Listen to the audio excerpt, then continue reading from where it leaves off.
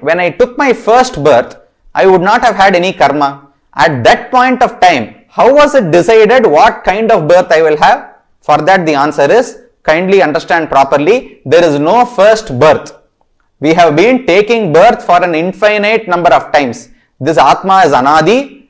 The Srishti Pralaya cycle, birth and death cycle is also Anadi. Therefore, we have been taking births like this for innumerable, countless number of years. There was no point in time in which we took a first birth. We should understand that this is Anadi. However, it is not Ananta. Ananta means that which does not have an end.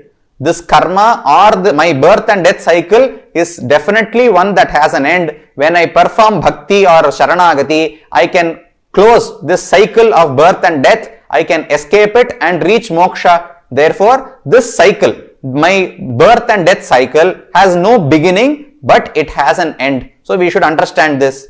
The Atma is eternal.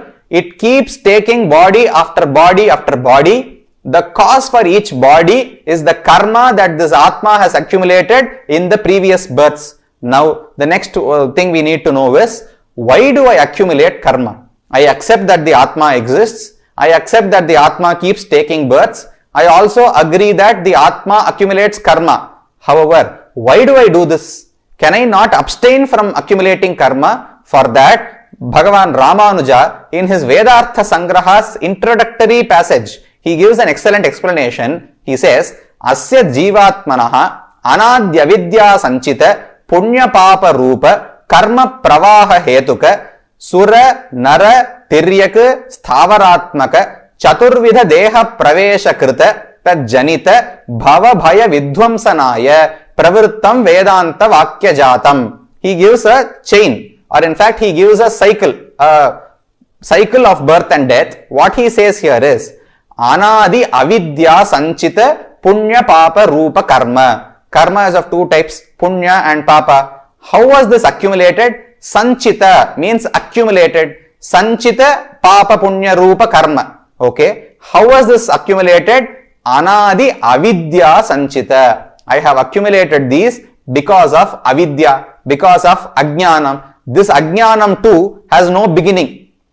If karma has no beginning and karma is because of Avidya, then naturally Avidya also cannot have a beginning. So Avidya is the cause for karma. Fine. Avidya gives rise to karma. Punya Papa Rupa Karma Pravaha Hetuka Brahmadi Sura Nara Tiryak Sthavaratmaka Chaturvidha Deha Pravesha Krita Tattad Atmabhimana Janita Bhava Bhaya Vidvamsanaya. He says, Ajnana or Avidya gives rise to karma. Karma naturally gives rise to births. I can be born as a Deva, as a Manushya, as a Tiryak, an animal, or a Sthavara. That is, Tiryak is an animal and Sthavara is the plants and trees that we see. So, Sura, Nara, Tiryak, Sthavaratmaka, Chaturvidha Deha Pravesha. We can enter into four types of bodies. When we enter that body, we again are enshrouded in Ajnanam or Avidya. So, Avidya gives rise to karma. Karma gives us the next birth. In that next birth, we again have Avidya. This is the cycle that we are in. Now, what is that Avidya? Swami Ramanuja has only used the word Avidya. To understand that, we should see Vishnu Purana. He says, Shruyatamapyavidyayaha Swarupam Kulanandana Anatmani Atmabuddhirya Asve Swamiti Yamatihi. Sage Parashara says, there are two things that are called Avidya. Anatmani Atmabuddhirya Asve Swamiti Yamatihi. Atma is the soul, the Jivatma. Anatma means something that is different from the Atma. This is common. We say Dharma, Adharma. Dharma means righteous deeds. Adharma is anything that is different from righteous deeds. Similarly, here we say that this person is born from Anatmani Atma Buddhihi. Anatma is something different from the Atma. When I consider something that is different from the Atma as the Atma itself, then that is called Ahankara. There are two things. Avidya comprises of Ahankara and Mamakara. Ahankara here does not mean Garva or pride, ego. What it means here is thinking of something that is not me as I. So this body is not me. I am a Jivatma. I am distinct from this body.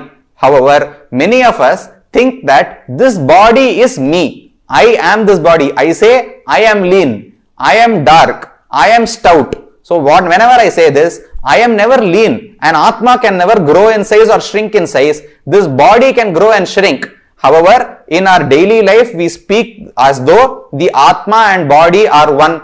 This is called ahankara. Anatmani atma buddhihi. Thinking that something that is not the Atma in truth to be the Atma is called ahankara. So anatmani atma buddhihi is ahankara. Next one is asve swamiti yamatihi. When something is not my possession. Aswam. Swam means possession. Aswam means not my possession. Asve swamiti yamatihi. Suppose I see someone else's possession and think of it as mine. I lust for it. I have greed for it. That is called mamakara. So ahankara is thinking of something that is not the Atma to be the Atma. Mamakara is thinking of something that is not mine to be mine. These two are the causes for all our misery. Once we think that something is mine, while that is someone else's, I will try to fetch it. That will give kama. When that kama is not fulfilled, I am not able to obtain that, I will have krodha. So this will go on. Kama, krodha, lobha, moha, all these come from ahankara and mamakara. So these two are together called avidya. This avidya is what causes karma. Swami Nammalvar says, Yane ennai ariyahilade, Yane yentanade yennirundhen, Yane ni, yen udamayum niye, Vane yettumen vanavarere. Till now, how was I?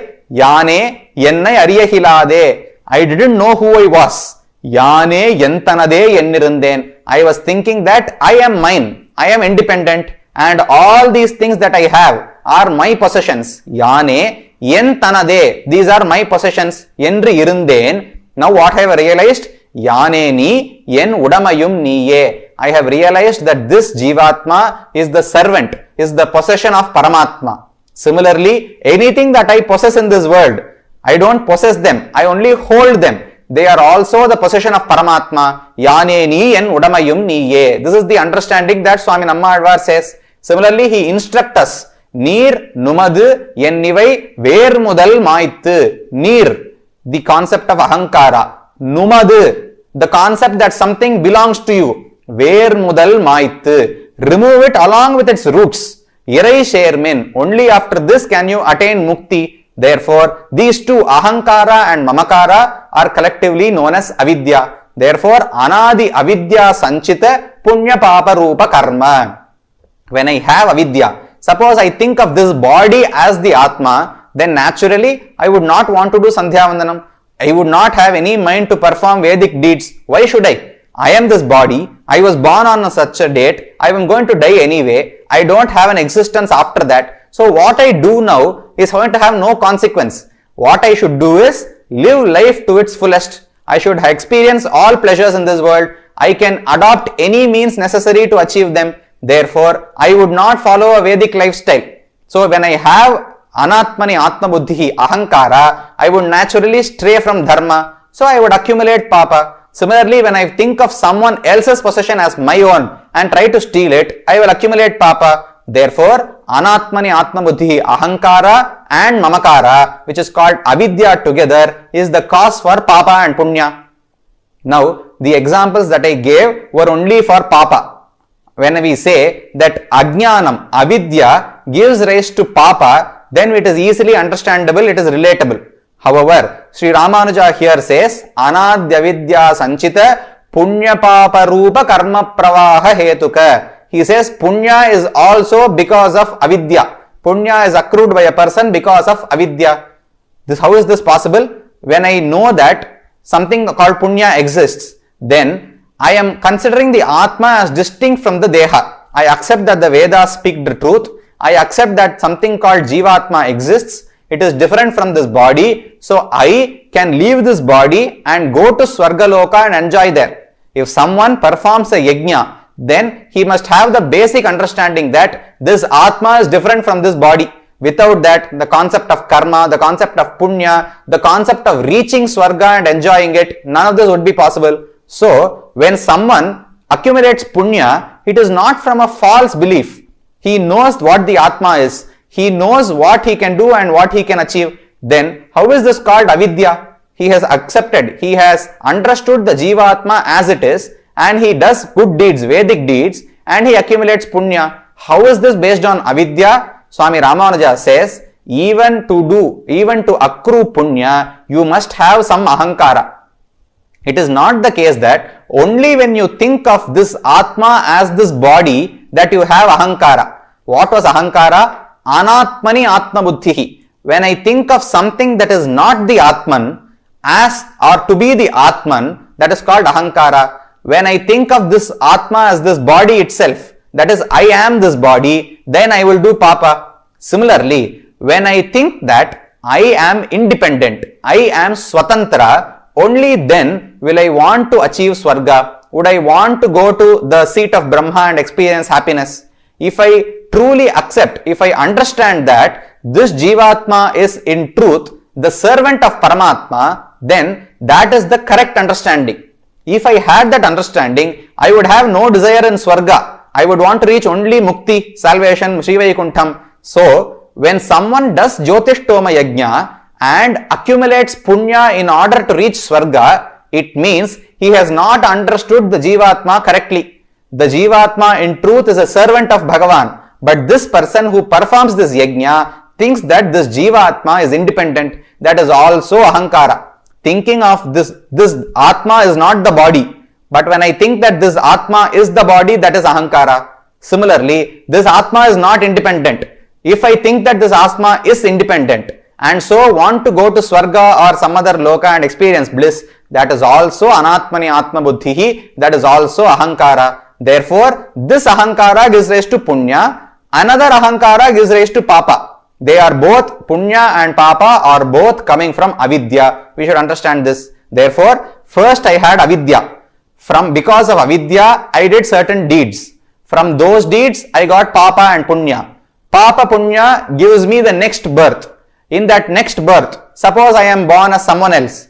In that birth again, I will think that I am this body, or I will think that I am independent. So I will perform deeds accordingly. I will again accrue Papa and Punya. This is the cycle. I had Avidya, Ahankara, Mamakara. From that I did deeds. Because of that I accumulated karma. Karma gave me the next birth. In the next birth, I again have Ahankara, Mamakara. This is the cycle because of which we are accumulating karma. So, karma is the cause for our birth, and this karma has been accrued by us without any beginning because of avidya. This is the next thing that we should understand. Next, there is one question that we might have. The Vedas say that Brahman controls everything. Ya atmanitishtan atmanantaraha yam atmana veda ya atmanam antaro yamayati yasya atma shariram. This is one doubt. Bhagavan controls everything in this world. Even if I lift my hand, it is because of Bhagavan. If it is so, then how can I be punished for something that I do? How can I be rewarded for something that I do? I am not doing anything independently. Bhagavan is the puppeteer. He holds the strings in his hand. I am just a puppet. I don't make any decisions. If he moves his finger to his right, I do some good deeds. If I move his finger to his left, I do some bad deeds. Then how can I get papa or punya? I was not independent. I could not act on my own. Then how is it that I accrue papa and punya? This is one doubt. The other doubt is every karma gives rise to the next karma. This is called everything is preordained or predestined. So I cannot change what I do. Something that I do today has been determined already based on my previous papa or punya. This is another argument. There are two arguments. One is I cannot be penalized or rewarded for doing good or bad deeds, because any good deed that I do today is because of some punya that I had earlier. I did not decide to do this. If I make punya today, that will lead to the next punya, that will lead to the next punya, that will lead to the next punya.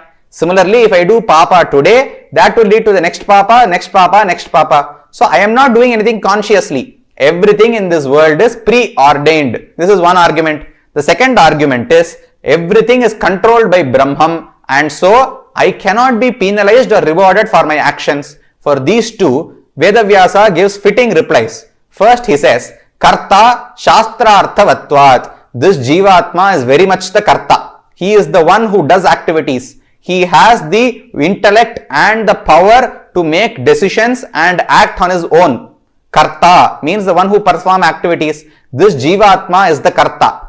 Why should we accept so? He gives the reason. Shastrarthavatvat. Shastram means the Vedas. Shashanat Shastram. Shastram is that text which commands us to do something.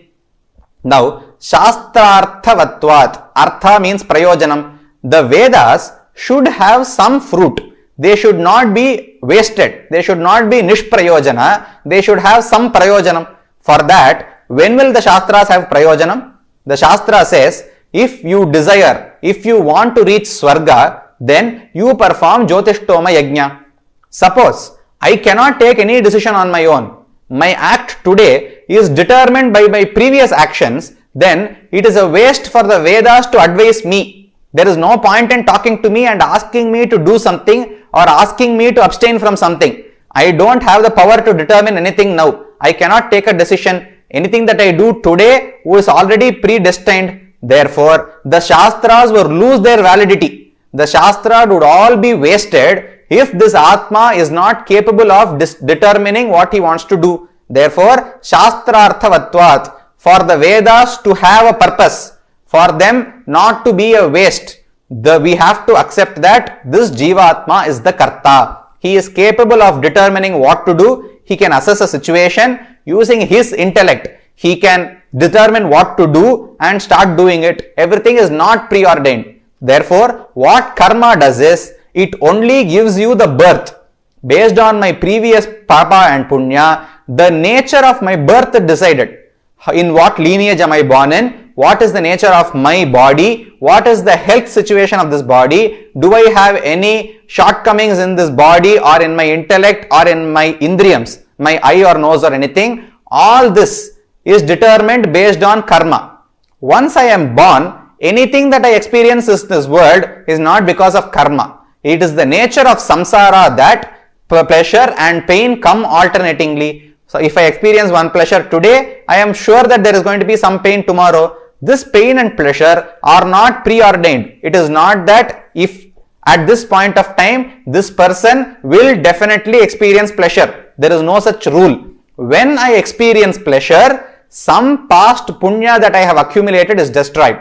When I randomly or by chance experience dukkham here, then some past papa that I have accumulated is destroyed. This is the connection. This papa does not cause my dukkham, but when I experience dukkham, some papa is destroyed. Similarly, some good deed, punya that I did, does not cause sukham today. But when I experience sukham when I am in this samsara, some past punya is destroyed. It is exhausted. So this is the relation. You should not think that everything is preordained. If you think so, then the Vedas would be without any purpose. The Vedas need not preach to me at all. Therefore, since the Vedas preach to the Jivatma and command him to do something or abstain from something, Shastrarthavatvat Karta Jivatma. This Jivatma is the doer. So the first argument has been refuted. The next argument is Bhagavan controls everything.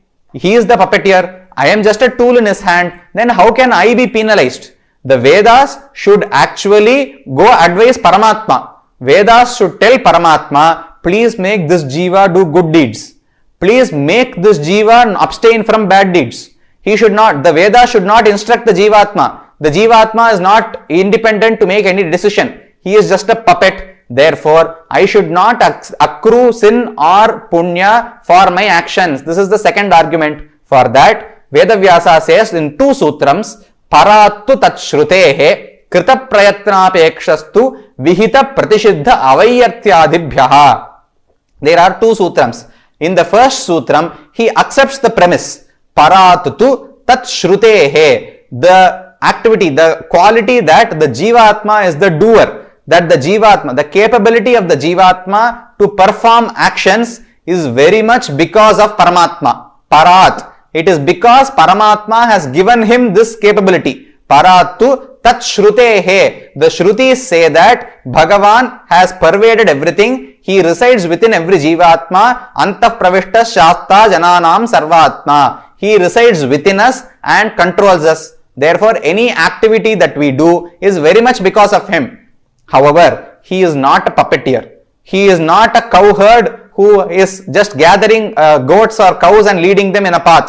He has given us the capability to determine ourselves what we want to do. Therefore, Vedavyasa says, Krita prayatnapekshastu vihita pratisiddha avayyarthyadibhyaha. The same problem comes here. If Bhagavan is a puppeteer who controls us completely, then the Vedas should not instruct us to do anything. The Vedas should have instructed Bhagavan. Therefore, Vihita means Vidhi, the commands. Nishiddha means the Nishedha, which is the negations. Vihita Pratisiddha Avayyarthyadibhyaha. For the commands and the negations in the Vedas to not go waste, to not be without any fruit, this person, what Paramatma does is, Krita Prayatnapekshastu. He expects the first step to be taken by the Jivatma. Krita Prayatnaha. Prayatna means effort. Krita Prayatna Apekshaha. Bhagavan expects the Jivatma to take the first step. Therefore, Bhagavan is said to have two stages. One is called Udasinatvam. The second one is called Anumantritvam. So, there are two instances. In the first second, what I do is, I see something. Suppose there is a flower in the shop. I may want to buy that flower and offer it to Bhagavan. That is a very good deed from Sattva Guna, Sattvika deed. Otherwise, I might want to buy that flower, keep it on my head and enjoy it. I might want to have pleasure. That is the second thing I can do. Or I might want to steal it and use it for some wrong purpose. So, the same flower can be used any way I want. So, I have the capability to decide what to do. Bhagavan does not tell me, he does not instruct me to take it, to buy it and keep it on my head, or he does not instruct me to steal it. That is totally up to me. In the first second, I can assess the situation and according to my inclination, I can make a decision. Once I make a decision, I have to do the first effort. So, this is the first, Prathama Pravritti, the first effort that this Jivatma takes. Up to that instant, Paramatma is said to be indifferent. Udasinatvam means indifference. He does not care. He does not play a part in whether I choose to offer that flower to him or wear that garland myself or steal that garland. He is indifferent. He does not play any role. Now, once I have decided what to do, then he becomes Anumanta. That quality is called Anumantritvam. That is, he gives his consent. Whether I decide to offer it to him or whether I decide to adorn the garland or whether I decide to steal it, he gives his consent. You should ask, if I decide to steal it, can he not ask me to abstain from it? Can he not stop me from doing this? Then what is the purpose of giving me conscience? I am sentient. I am a sentient entity. I possess knowledge. A rock is not a sentient entity. It does not possess knowledge. If whenever I go to do something wrong, Paramatma will stop me and correct me, then why give me knowledge, allow me to make a decision and then correct me whenever I am wrong? Instead of that, you could control me absolutely and make me do everything that is only right. Therefore, Paramatma does not do that. He leaves it up to me. He first expects me to decide and take the first step. Once I have taken the first step, he consents. Why does he need to consent? Because what we saw earlier is true. Without his consent, nothing in this world can move. I might want to raise my hand. I can first assess the situation and decide to raise my hand. I can take the effort to raise my hand also, but without Paramatma's consent, my hand will not move up. That is because he is the cause for everything. He resides within everything and controls everything. Therefore, he is the controller. But he gives his consent to anything that I decide. He has given the capability to decide, the independence to decide to me. The Jivatma has, that is called Jiva Swatantriyam. I have that independence to decide what I want to do. Once I decide, he gives his consent. He does not interfere in any way. That consent allows this activity to attain fruition. If he did not consent, any activity that I start will just stop there. It will not attain fruition at all. Therefore, Parattu Tatshrutehe, the activity that this Jivatma does is very much because of Paramatma. But Paramatma is not in absolute control. He can be in absolute control, but because of his will, he has given that independence to us. We can decide what we want to do and we can take the first step. Then he will grow that path. Whichever path we have chosen, He will aid us in following that path. Therefore, krita prayatna apekshastu. So, we are the ones who decide what to do. We are the ones who take the first step.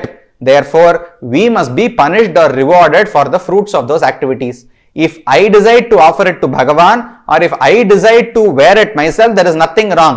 If I decide to steal it, then I am taking someone else's possession. Therefore, it will lead to papa. So, Bhagavan is not to be penalized. Since I take the decision, I have the independence to take the decision that is given to me by Paramatma.